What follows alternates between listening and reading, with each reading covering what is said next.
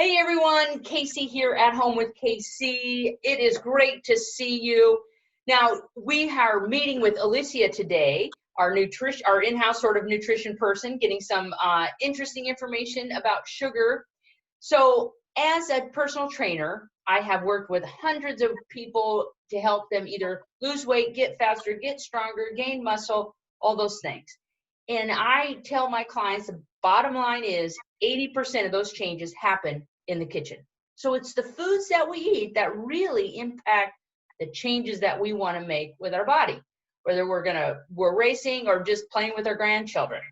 So one of the big things that Elyssia and I were talking about last week was sugar. Now, guilty, I put sugar in my coffee, but I had ice cream today. You got to pick your battles. So it's the kind of the rule of thumb, no more than 6 teaspoons of added sugar per day. But sugar has a chemical response in our body, and Elyssia is going to tell us a little bit about what she sees in her practice. She is a food relationship coach, Elyssia Maya. Welcome. Thanks for joining. Thanks for having me again, Casey. Absolutely. Sugar is such a fun topic, something everyone always wants to talk about. Right. Most clients I see are struggling in some way with sugar. It elicits this happy endorphins response in our body, right? As well as other things being food for our brain and energy, to get through our day. That's real. Without sugar, we wouldn't have energy. It literally. True. Yeah. So this is true. We don't just need to see it as like this evil entity, but it's really, sugary foods are really enjoyable. Sugary fatty foods, sugary salty foods. So, I think the end goal is to see sugar as a treat and try and be, really like moderate with it. Mm-hmm. Understand what foods it's in, like all these, processed packaged foods have sugar. So, figuring out where it is, cutting out these extraneous, sugars, and then being able to eat sugar as a treat, like being able to have a piece of cake or ice cream and know, like, I'm going to eat this with my meal and it's going to be digested, and it's not, I'm not going to be eating it like in the middle of the night where my blood sugar gets spiked, and then all these health implications happen from doing that over time. So yeah, sugar's a thing. It's part of our life. It's not going anywhere. I think we have to really learn where it is, how to eat it so that it's not having such an impact on our health. And brings up a good point, because sugar, as we talked about, sugar is as addictive as cocaine, even more so, right? And once we get on this sugar train, our body, it changes our palate. So we're going to want to, we want to eat more food, we want to eat more sugar, and then it, of course, has that effect of, spiking our blood sugar. So we get these big spikes of energy, and then we get these big dips and lulls. Right. So, and our goal is to have more sustained energy throughout the day, right? And, one of the ways to do that is regulating how we eat sugar and when we eat sugar. Okay, so time of day really matters. Yeah, I see, time of day of eating in general, and sugar is like that quick hit, to your of energy to your bloodstream, right? So the best time would really be like a lunchtime, because that's the time when we're digesting the best. Like our body's made to digest this big meal at lunch. So if you're going to have that big dessert, lunchtime, after lunch, Okay. And, there's this thing where eating sugar, like, or dessert with proteins and like this big protein, carb, fatty meal, like sugar can also, like, if it's sitting in with those other kinds of nutrients, can ferment in the gut. So, I personally, usually encourage clients to have dessert at lunchtime, but maybe wait half an hour. Maybe wait for some of that food to go down so it's not in there in the stomach with the other meal, You got a heavy meal, and then you got some sugary thing. Yeah. Now, thinking about desserts. Now, we can get sugar even if we're eating a whole foods diet, their sugar exists in our diet through fruits, vegetables, the rice, the things like that. Right. So when we're talking about regular, like naturally occurring sugar versus added sugar, right? So that would be the honey, the agave, the cane sugar. Of those added sugars or things that make things sweet, what do you think is perhaps probably easiest to digest and probably better for us that doesn't encourage that glycemic spike? Right. So thinking whole foods. So, maple syrup comes from a tree, right? There's a process to making it. Like, I think when it comes out of the tree, it's maple water and it gets distilled, but there's nothing added to it. Honey, most of us know where honey comes from, right? There's no processing there.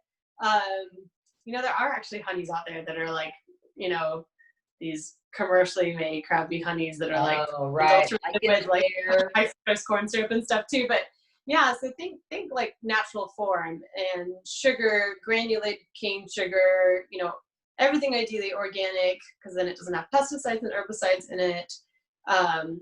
Granulated cane sugar coming from the sugar cane itself.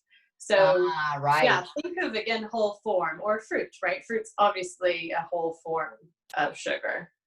So, and what about, so we're talking about when we're going to add sugar, or when we're going to have sugar in our diet, if we're eating whole foods, ideally, i.e. foods that don't have more than 5 ingredients on the label. Right. Yeah. So you're looking at your desserts. Like, if you're going to have a dessert, which we want packaged desserts or desserts made by someone else sometimes. And if it's like a cake at a cake shop, obviously you can't really see all the ingredients, but you're buying something in a store, turn it around and look. Like, how many is this, like sugar, cream, water, yeast, flour. Like, if it's like a really simply made thing like that, that's a better form of a sugary dessert, right? Because it's close to a whole foods if you're keeping it under 5-ish ingredients. So that's a good because oftentimes on a packaged food, there's going to be sugar, high fructose corn syrup, all kinds of other types of sugar. So the corn syrup and the high fructose, all that kind of stuff. Dextrose, multidextrose, anything with dextrose is going to be a sugar, and it's a artificially created sugar, actually, like a lab created sugar. So we want to stay away from all of those artificially created, because they're harder to break down, but they also create that similar desire in our body, right? Right. Yeah, like the sweet and low, the equal.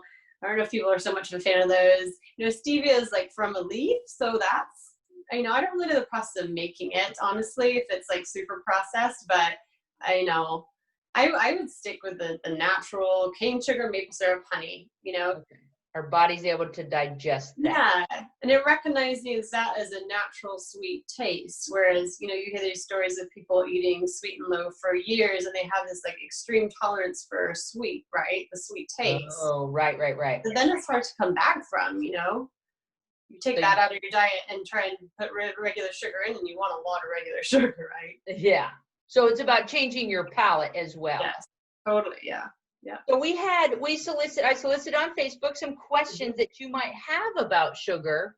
And there was a question that came from Jessica. She's in Japan now with her family, and she has a young toddler. And her question was, finding low sugar snacks for her young toddler that are healthy. And she kind of uses adult food, but your thoughts on that, Elyssia?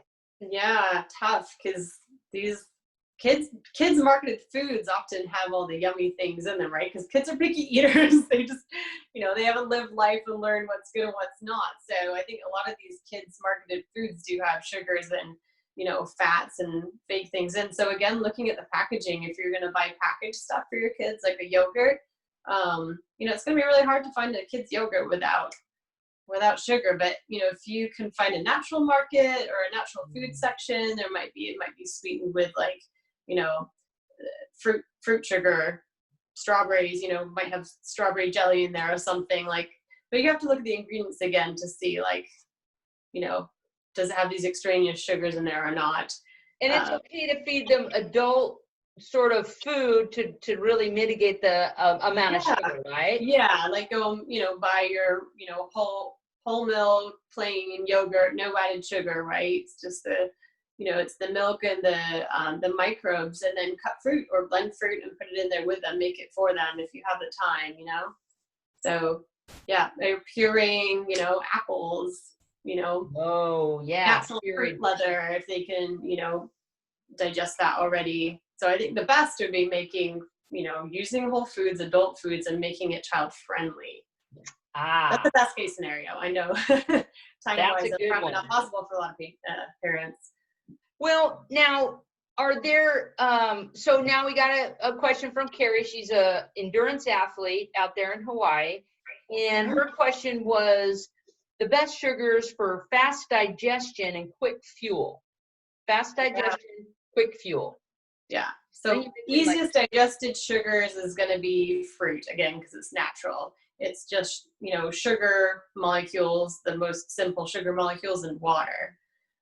So really high glycemic index fruits like grapes would be a good on the go, sugar bomb basically. Watermelon, pineapple. You had a great idea. You want to share what your... We used to do just white baked potatoes, like, steam them, add some salt to them because it's full of potassium, and then you get the sodium because then gives you then the electrolytes that you need for your endurance activity. Right. Yeah. But now the other question would be the easiest sugars on your gut to digest with the least side effects in your experience. I mean, I gotta say fruit again. Just the easiest to digest. Because they're naturally occurring, whole, real food. Yeah, yeah. And honey and maple syrup or agave, also naturally occurring, but you have to get sort of the organic honey. Right. That hasn't been processed. Right. Again, unprocessed, natural, going to be easiest to digest. Yeah. Awesome. Yeah. And then one more question we have here. The best sugar for slow digestion and slow release. So say you're going to have something that has some sugar in it, but you want that thing to sustain you for a while. What would be something that you would eat that would give you sustained sort of energy? Yeah, so you have the idea of like a bagel with honey or maybe butter and honey. Like it's kind of complex. It's more of a complex carbohydrate, but so it's going to take longer to burn, but it's also pretty simple carbohydrate too. Like so you guys can be able to break it down. Yeah, it's not got protein, fat. It's still a sugar, but it's more dense, and it's going to burn for longer than fruit or like chocolate chips or something that's just straight sugar, right? Yeah. So I would say a simple carbohydrate. Maybe that's a baked potato is another great one, or maybe it's like beets or carrots. Like root vegetables actually are really high in sugar, but they do have the fiber, but they're more like they're not as fibrous as some vegetables, right? They're just dense forms of sugar and water, really. So it's basically the things that will break down easy, full of water, higher on that glycemic index. So basically the bottom line, as we're discussing, is sugar is not evil. Yeah. I mean, it's like, okay, it's around, you kind of have to make friends with it, right? Yeah. So eliminating sugar completely from our diets is, you can do it, but the benefits of fruits and vegetables or fruits primarily outweigh the actual giving up, right? Yeah, like I've had clients that, I'm losing weight, so I know I have to cut out sugar, and definitely cut out like these refined extra sugars, like those 6 tablespoons or teaspoons that you're adding in. Like cut that stuff out. That is definitely going to encourage weight loss, right? Because the more glucose you're putting in your system, if you don't need to burn that for energy, you're going to store that as fat.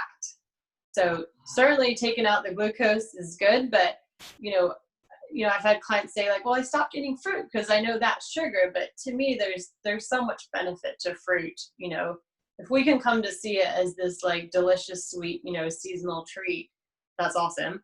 But antioxidants, vitamins, minerals, fiber, you know? Yeah. Like I don't encourage people to do the food pyramid 5 fruits a day, you know? I think that would be a lot. You don't have to try to hit your 5 fruits a day, but don't cut fruit out entirely from your diet. Like, it's very beneficial. Yeah. So don't see it as scary sugar too, basically. Yeah. So sugar is good for us. Naturally occurring sugar is part of a really healthy diet. We do need sugar for brain function and for body. However, if you're not going to be burning that extra glucose, you want to eat less of it, depending on your activity level. Right?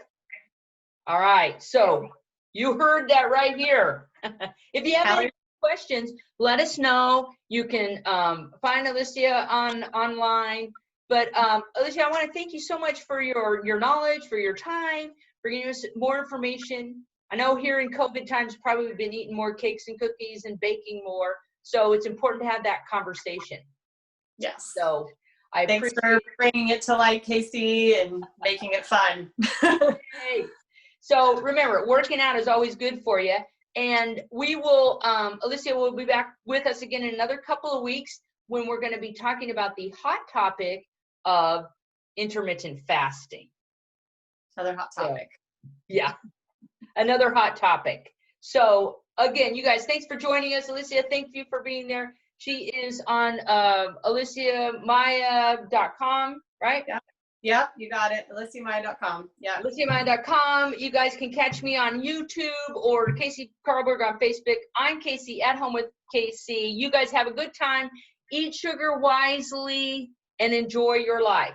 And we look forward to seeing you again soon.